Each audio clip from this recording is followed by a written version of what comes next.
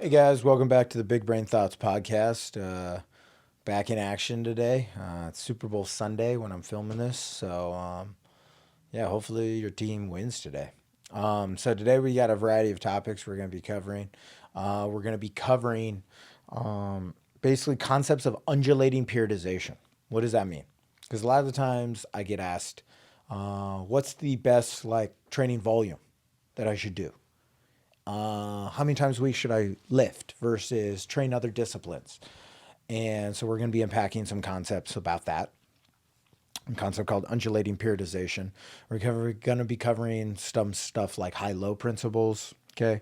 We're going to be covering the concepts of managing your workload changes from week to week. Okay. And what kind of percentages we're looking at, whether that's even realistic or not in a combat sports setting. Okay. And then we're going to be also talking about different concepts with length tension relationships of musculature and how things become stronger or weaker appropriately. And then we're going to cover a couple other kind of like little like neuro hacks that you guys can kind of participate in and see once you start viewing things from a nervous system lens. Some magic really starts kind of occurring. Okay. All right, cool. We'll get after it today. First things first, predictor of injury. A lot of people ask me, how do I know if I'm going to get stronger or get to the point where I can prevent injury? And I've talked on this before on different podcasts. I've talked about this. We can't really guarantee we're going to prevent injury.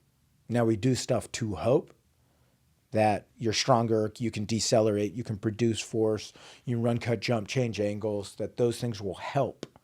But again, there's nothing that's going to be 100% guaranteed. Okay. But what is a good indicator is the best predictor of injury is previous injury. Big brain thought, right? So if you had a disc herniation in your back and your disc is chirping at you,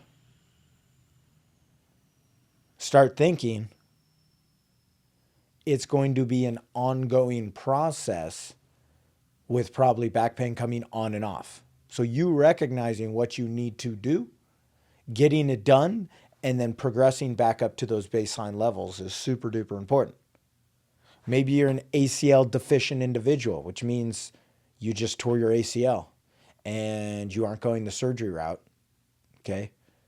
Guess what? That's going to be a lifelong thing. So you're going to need to keep revisiting the well of making sure your hamstrings are strong, checking it both from a reactive lens and a strength lens and a power output lens. Okay. It's not just like, oh, I rehabbed it and I'm done. That's like the biggest pitfall I see with a lot of athletes that have more kind of like chronic-y type injuries or injuries that are going to stay with them for a while, basically for the lifetime or for their lifetime.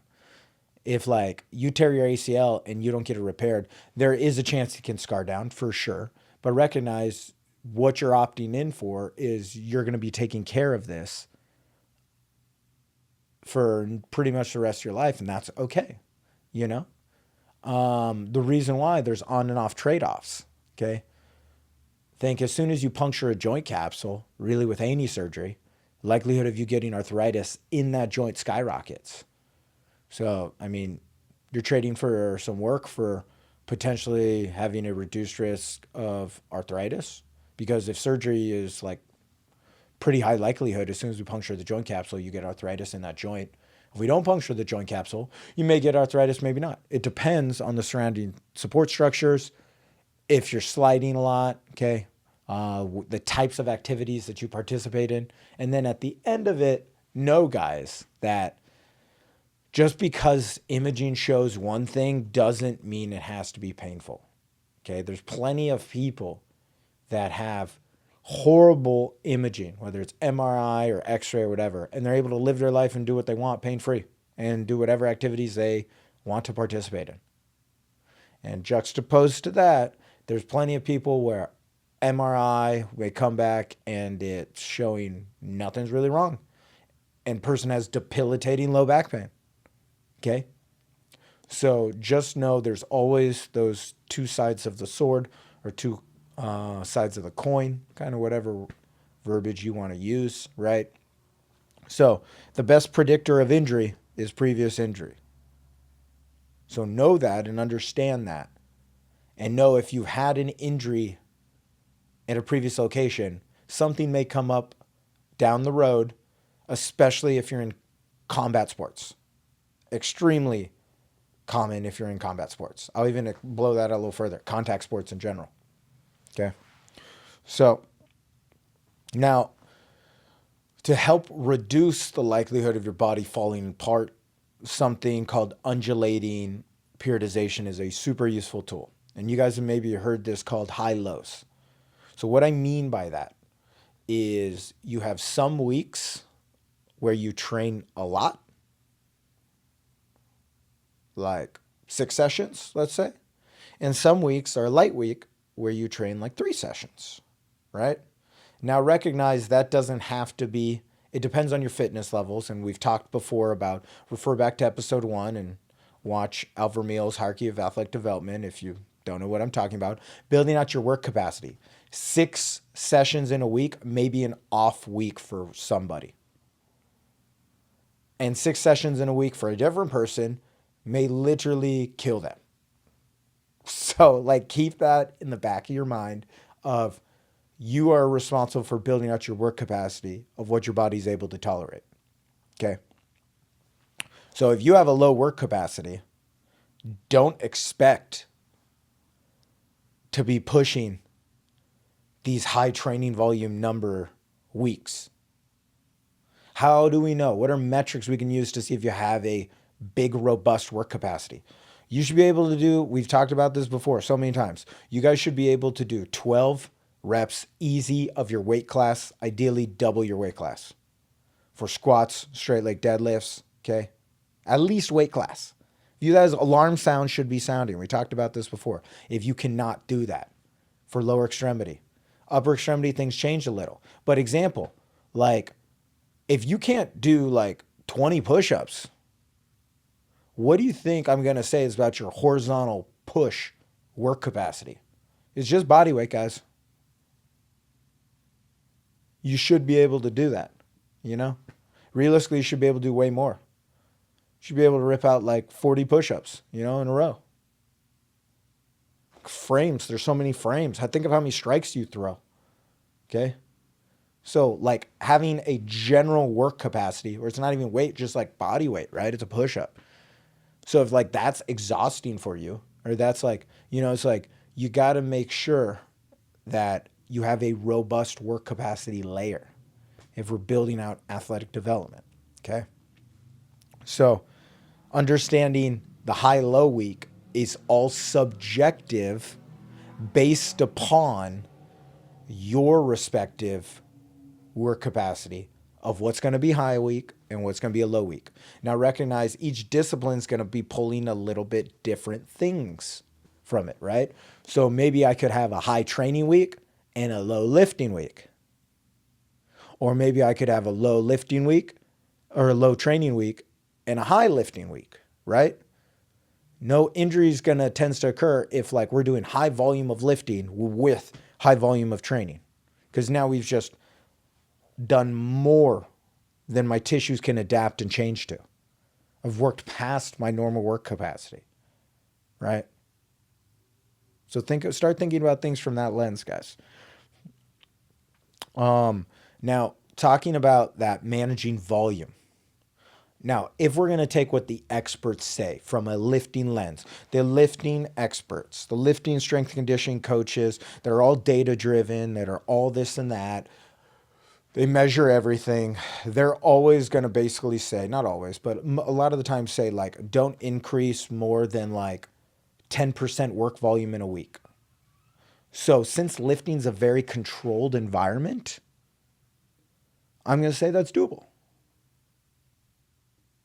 Now, 10% increase is totally something you can track. Now, if we extrapolate that more the combat sports lens,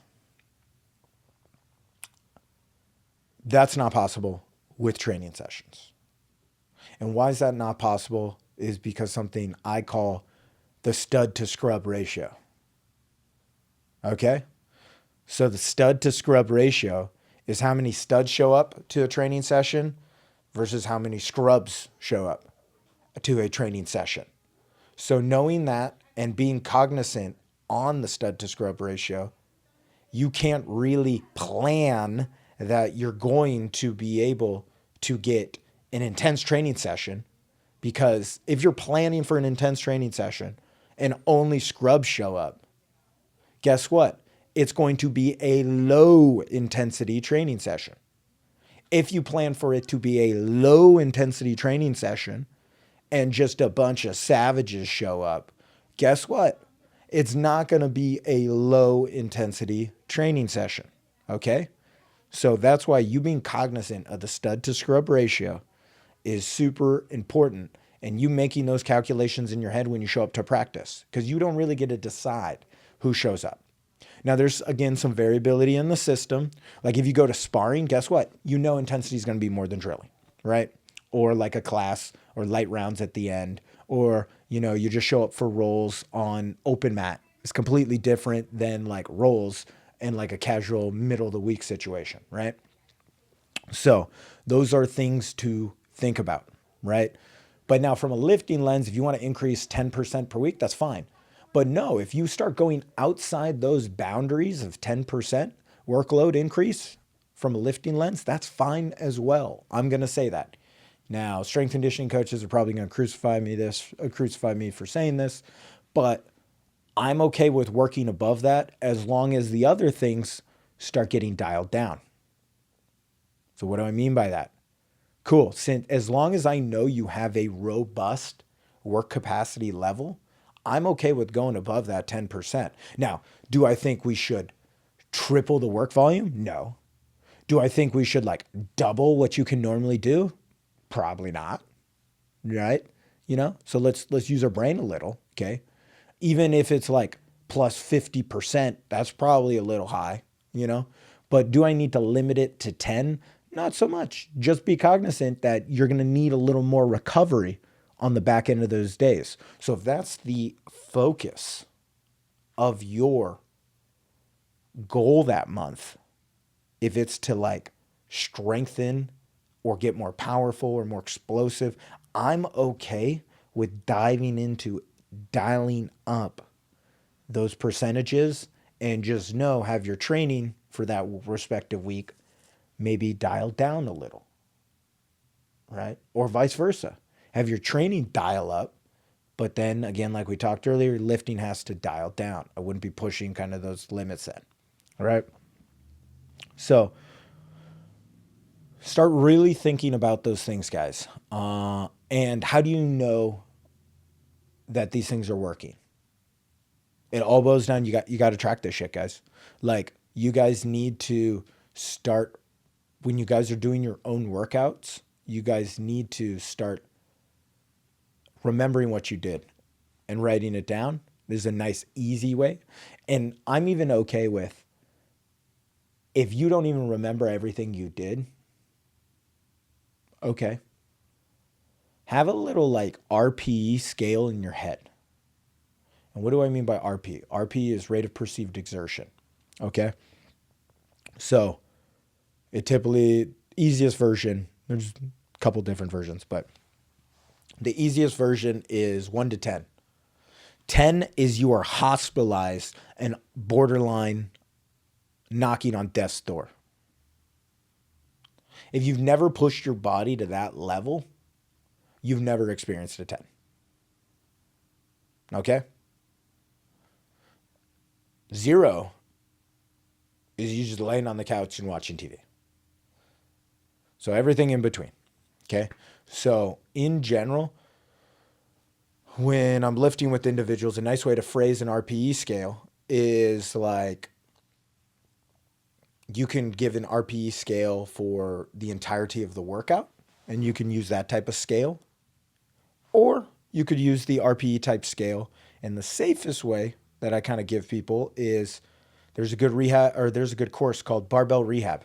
And that's where I picked up this concept from of if you lift any lift, and I don't care if it's a set of 8, a set of 12, if you feel like you have 2 reps in the tank, that's telling me you're working around 80 to 85% work capacity. Okay, so 80 to 85% work capacity if you've got 2 reps in the tank.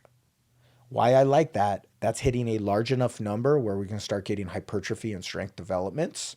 Okay, it's a large enough stimulus and load, right? But we also aren't maxing, so it's very safe. It's a nice way where it's a large enough stimulus to create change, but it's done in a relatively safe manner. Okay, so we aren't pushing the upper limits. I'm not going to say don't 3 rep max. Okay, go for it. But no, like we talked about earlier, if you're 3 rep maxing that week, that is a large stimulant. That, like, your nervous system is going to be firing on all cylinders. So guess what I would recommend your training does? Your actual combat sports training then. You dial down because lifting got dialed up. If you, 3 rep max testing is very strenuous if you're doing it correctly. 1 rep max testing you totally can do as well. I would personally avoid it because that's why a lot of injuries occur. I'd say 3 rep or 5 rep max is a little bit safer in my opinion. But the safest version is 2 reps in the tank. So if you 2 reps in the tank, and you can even go up to, like, maybe if it's an off week or a deload week, you just want to get some blood flowing. If you lift, whether it's a set of 8, a set of 12, set of 6, whatever, if you got like 4 reps in the tank, you're probably, by the end of the lift, I can only do 4 more. You're around like 60% of your work capacity, maybe 65 or so, So start thinking, if that's the type of numbers you're looking at, 60% of what you can possibly even do, view that more for sure as a recovery blood flow type week. So now you guys got some general metrics, right? If you guys are looking for gains, do your lifts, have 2 reps in the tank. If it's a deload week, or let's say you're dialing up training that week, but you still want to lift, maybe have 3, 4 reps in the tank to scale down. Okay? Right? So, and clearly, like frequency we talked about earlier, high-low training volumes, right, is another easy, super easy way you guys can play with it, right? So this is just talking about the intensity of our sessions. If we just remove a session entirely, obviously that's less workload, right? It doesn't need to be rocket science, guys. If we add a session completely, obviously there's going to be more workload, right? Cool. All right. So we talked about kind of predictors for injuries, right? We talked about how to kind of manage and progress workloads, things to think about when you're playing and tweaking and modifying it. But again, I want to circle back around and really stress the best predictor of injury is previous injury. So if you're that individual, guys, that got hurt, I can't stress this enough.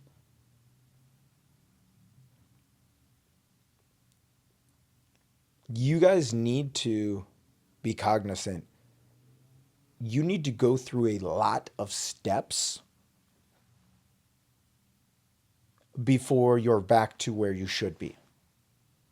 Just because pain is gone and I've given you or you've done some things and now you're able to do things pain-free doesn't mean you've gone through that triangle. You don't know what I'm talking about? Alfred Vermeer's hierarchy of athletic development. Use that as a check box, guys. You guys need to go line by line and checking that. Okay. Otherwise, pretty high chance injury is going to circle back around. And that's why the best predictor of injury is previous injury. It's a self-fulfilling prophecy there. Okay. Because a lot of the time I see with athletes, they don't go and check all those boxes. They're like, I'm out of pain. I can do this. Okay. So just be cognizant of that you need to go back and circle back to episode 1 and watch it again. Probably watch that episode, like I recommend, like 5 times, guys. There's a lot of good content on there, and that's why I laid it out as like the foundation from what we're going to be talking about on this podcast, okay? All right. Another thing to think about, okay? So me, Tuesday, of this week, I blew out my knee. Nice big pop in training. Okay. Guess when I started rehab, guys? I started that fucking night. I actually started rehab before I even left the building.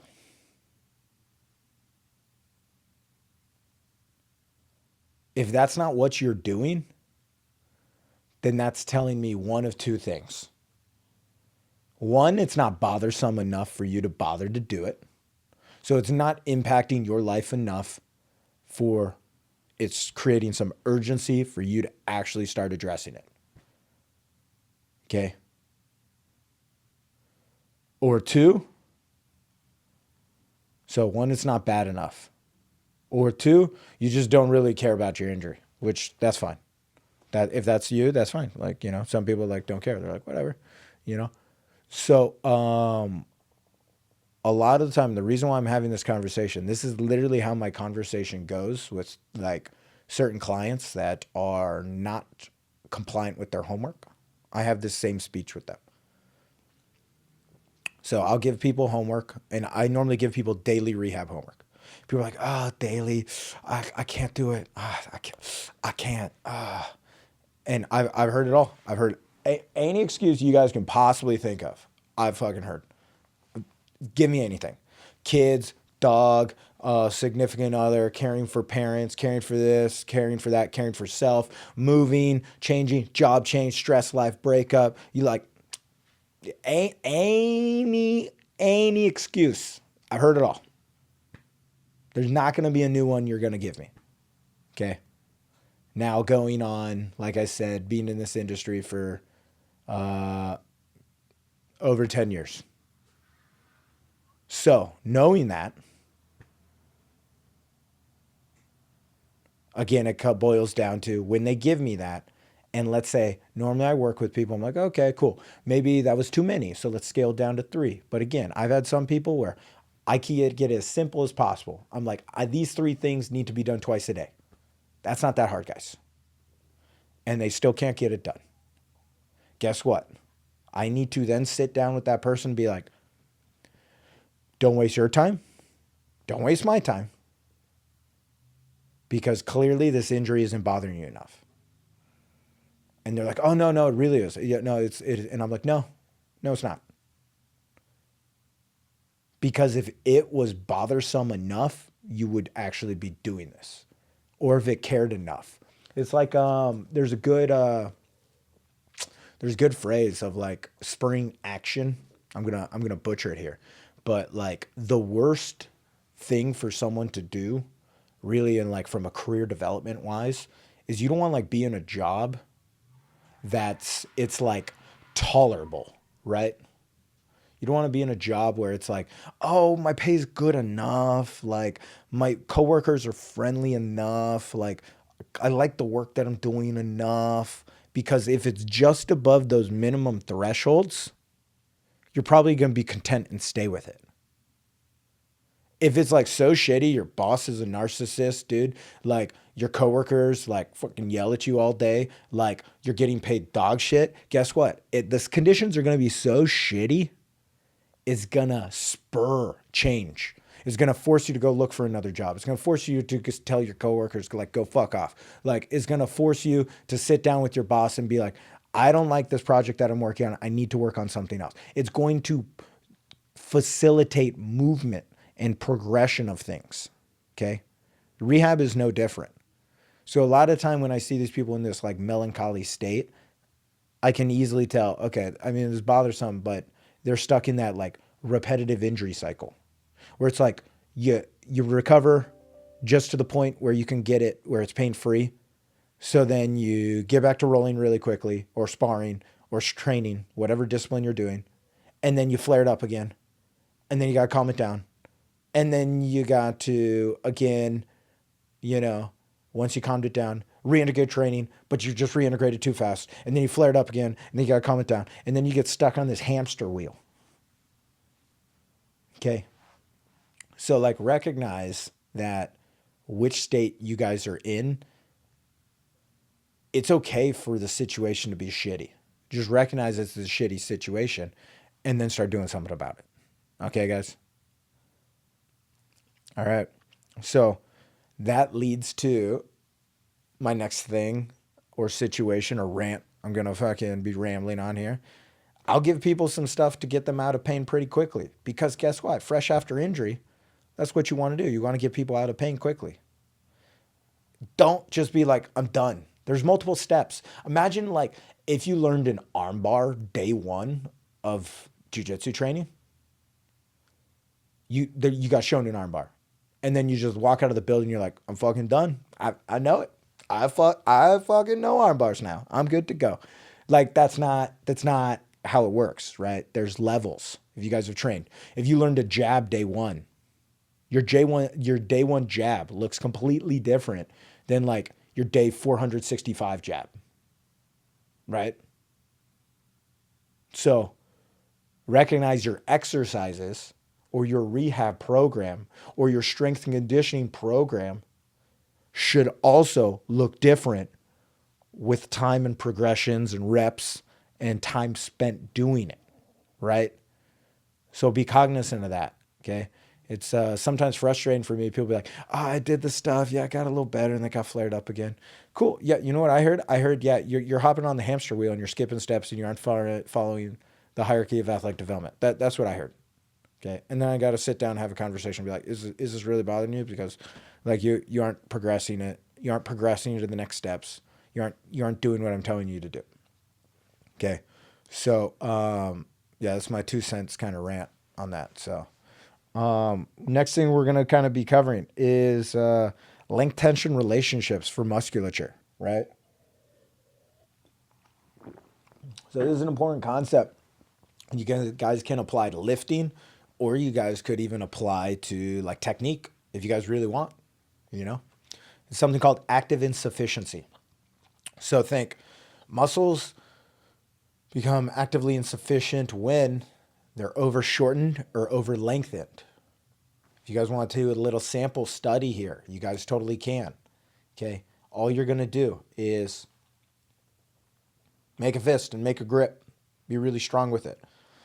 Now grab your fingers. I recommend normally, I'd say test this out. Put your like 2 fingers in someone's hand and have them try to break your fingers, guys. They're going to be squeezing hard as shit. Normally our wrist is like neutral. We may even drop into a little extension. It's going to put our forearm musculature in a little more advantageous position to contract. Okay. If all of a sudden you want to make them way weaker with that grip strength, if you put their wrist in a flexed position, try flexing your wrist and then squeezing something really hard. It's going to be pretty tough. You can easily pull your own fingers out from your grip versus when you're squeezing your 2 fingers here, it's tough to pull your hand out. Okay. Here, the length tension relationships, when we're in more that neutral or extended grip, our grip strength is going to be substantially stronger, guys, than if we're in that flexed wrist position and we try to squeeze we're going to be able to slip that hand out. So that's just one example of playing with length tension relationships of your forearm musculature where you make someone weaker, right? Or you are weaker, right? So that those concepts apply everywhere in the body. Now, juxtaposed to that, you can over lengthen something. If something's like super lengthened, feels very weak, right? Like, have you ever had someone that like inverted on you? If you guys do any grappling or you could kind of scramble or MMA or something, like you scramble and someone like inverts or does like a Granby roll. If you take their ankles and staple it to the floor, their hamstrings are so much weaker. It's maximally lengthened, guys. That Granby roll, right? So just food for thought. You can start using these things and harnessing it, again, from lifting principles for sure. Okay. Strength development. But recognize when you are in an actively insufficient position. We can extrapolate that to like wrestling or pins, right? If you lengthen something completely and then staple it to the ground or something, person's going to be pretty weak and they're probably going to be stuck there. Same thing when things are overshortened, right, guys? So just food for thought, things for you guys to start thinking about when you're playing around, kind of training with your training partners. All right. Other things kind of wanted to talk about today is the importance of neuroplasticity. Okay. So we talked about this before. If you don't use it, you lose it. Okay. Things that fire together, wire together. Those are neuroplasticity concepts. Okay. But again, you can use your nervous system as a driver to drive movement, right? So if you're doing a straight leg deadlift, look up with your eyes as you stand up. That's going to pre-fire your extensor chain, because where things connect in our brain, we can pre-fire chains. I know I've talked before about little kids with foot play. They need to be able to look down. They can pre-turn on their anterior chain, right? But there's other drills you guys can kind of play around with, okay? Now, some of these neuro hacks don't work on everybody, okay? But a nice kind of like little example one you could do is you could kind of have field goal arms here, right? And you can externally rotate your arm as far as you feel like you can on one side and as far as you feel like you can on the other. And whichever side's a little more restricted, guys, okay, you guys can see, okay, if that's as far as my left shoulder can externally rotate, it's a little less than my right. So I'm going to apply this technique on my left. Okay. So you know how we talked about the concept before, gain the range, train the range. We're going to use a neural driver to facilitate more range. Then we're going to lift through our newly gained range. Does that make sense? Right? So we're just going to externally rotate, see the difference left versus right for me. So all I'm going to do is I'm going to externally rotate my shoulder, max it out as far as I can. I'm going to use my eyes and look with my eyes to my arm. Just so you guys see my eyes. And look, I was just able to move a little further if you guys saw it. Max it out, externally rotate, use my eyes, look towards my arm, and look, I just got a little further. So that's just one example, okay? There's other kind of like neural hacks you guys can kind of do, right? I could max externally rotate one arm and take my other arm and max internally rotate. I think bring that palm down, so bringing it like I'm almost Kimoring myself on one side and maintaining the Americana on myself basically on the other side. Okay, max intent, push, push, push, push, push, push, push, push, push, pushing my palm down as far as I can, externally rotating as far as I can, and relaxing, and then I can sink a little further, okay? So just food for thought, okay? You can use neural hacks to get temporary, a lot of these neural hacks are temporary, guys, but you can get temporary increased ranges of motion, and then now you can lift through your new ranges to start solidifying it and start telling your body, hey, we can get here and we can be strong here. Okay. So that's just approaching things from a neural lens. Okay. And concepts like that, I think I got that from, I think Z Health based things. So yeah, go look at their shit. Like, yeah, if you like more of those concepts, but there's so many different like neural drivers, things that all these people are popping up, and yeah, they're cool because they look like magic and you can facilitate change pretty quickly. Right. There's little tricks you can do to have people touch their toes. I know I've had people before that have only touched their toes maybe like 4 times or 3 times in their life. And like that day, I got them to touch their toes. Little concepts like this. That's all this is, okay? You're teaching your body, hey, okay, we can get here. And then once you do get that new range, again, don't just be like, we're done, right? You want to start loading that new respective range, right? Okay. And then lastly, all I'm going to be talking about is recovery-based things, guys. So we talked about volume control. Can that be a form of recovery? Totally can. Are you scaling down? I'm going to label that as a form of recovery, even though you're working. It totally is. Now, food for thought for all you cold plunge enthusiasts out there, okay? Just be cognizant, guys, that I think a study came out preliminarily saying, well, let me preface what I'm about to say. So anytime we exercise, okay, we're creating localized inflammation and stress in an area, which then will lead to adaptation and change. Okay, that's how it works, right? We create inflammation, we create stress in an area, whether it's tearing muscle fibers, whatever it is, okay, and then our body's going to be dumping resources, repair, and get stronger, right? So if you use something to start blunting that response, what do you think's going to probably happen? You won't be getting as much of those changes. Okay. So I got to take a look at that research paper I ran across. I should probably run a Pedro on it. Okay. One of these days, I'll be covering a Pedro, kind of what it is. Because again, try to be speculative of things, guys, right? If you guys hear something, do your own due diligence. And one easy way to do that is running something called a Pedro. Imagine it's like a checklist. One of these days, we'll run through it all. But imagine it's like a checklist of things where you can cross-reference to see how much bias actually exists in like a research paper or study. That's one simple thing we learned in like PT school, right? So start viewing that. You can run a Pedro on anything. You can run a Pedro on a situation in your life. You guys could run a Pedro on, your work situation. You could run a Pedro on your relationship.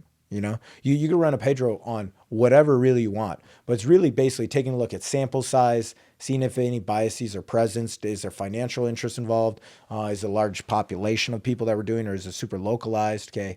Were the methods like clearly stated? Okay. There's a couple things we'll run through it, but you can start being able to identify, oh, this person has an ulterior motive here, or, oh, this person is more, it is more beneficial for them if this situation occurs. So could that be affecting this situation? Potentially, right? So anyway, so I do need to run a Pedro on that article that I saw. So full disclosure, I did not run a Pedro, so it could be biased as fuck. Okay, just food for thought. Okay, so since I didn't do my due diligence of looking and critically appraising that research paper, okay, honestly, I'm not going to bias, or I'm not going to just trust the journal putting it in there and saying that it's good. Do you know how many fucking shitty research papers I've seen in my lifetime, dude? Of like people using American tax dollars to prove like the dumbest fucking shit, you know? Like how many fucking research papers I've seen at like strength conditioning conferences or athletic training conferences where they're like, okay, we took a population of people and we did nothing with them. And then we took a population of people and then we did nothing with them, but we told them we were doing stuff. And then we took a population of people and then we did stuff with them and told them we were doing stuff. And you won't believe it. We did a double-blinded placebo, the gold standard. We did a systematic review, yes, and we concluded that when we tell people that we're doing stuff and we do stuff, they got better than the other groups. And you're like, no fucking way. I'm so glad we spent months fucking conducting this research, all the follow-ups. We spent time and tax dollars. Dude, this is good stuff. This is fucking good. So like recognize just because it fits the mold doesn't necessarily mean it's a good research paper. Does that make sense? Does that make sense? So you guys need to really start kind of like viewing more things from a critical lens approach, and that's where that Pedro comes into play. Okay, and the only reason why I say that is because nowadays, the term science has kind of gotten muddied up and muddled up in the water for a variety of reasons. Won't really address here, but so start understanding. You just got to take it in your own hands, and you start having a good sense of science and how to critically appraise things is really going to help you moving forward as you make medical decisions in your life down the road. Okay. So we talked about neurohacks. We talked about you being able to, so yeah, full circle. That was a major weave. So for the cold plunge, okay? So recognize if it blunts the effects of that stimulus process, that's a great recovery tool for sure. But could that potentially nerf your benefits? Yes, is basically what the paper concluded, right? So view that from this lens, right? If you guys are using it as a recovery tool relatively infrequently, a couple times a week, it's probably okay. But if you guys are like cold plunging like every fucking day, always. And it's after like your periods of your cycle where it's like you're trying to induce a ton of stress, you're trying to create those adaptation changes, and then you're doing everything you can to nerf kind of those adaptations and changes and inflammation and stress from occurring. Guess what? You're probably dampening the effect, right? It doesn't need to be rocket science, right, guys? So, infrequently use those recovery tools. Go for it. Okay. But if you're consistently doing something all the time, it's probably not doing what you think it's going to be doing. And you could actually maybe be limiting your gains, right? Just food for thought for you guys, right? So again, I need to critically appraise that. That's just my personal opinion. So always approach things with that speculation, okay, is the key takeaway. All right. Perfect. We're going to keep today's episode nice and light, nice and simple. Hopefully that was helpful for you guys. It's talking about work volume, make those appropriate adjustments. We got some new microphones in the building, testing them out for when I got guests on and when I'm hitting these rants. So hopefully you guys have a great time. Approach your life critically appraising things. Recognize if self-interests are there, and recognize, is that person listening to self-interest? Maybe a self-interest is there and they aren't acting on it. That's fine.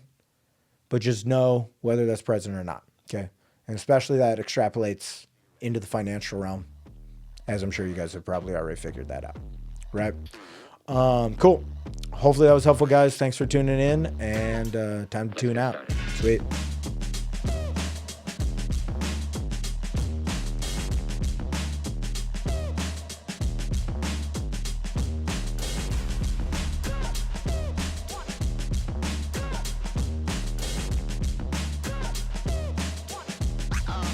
Oh, that's real good.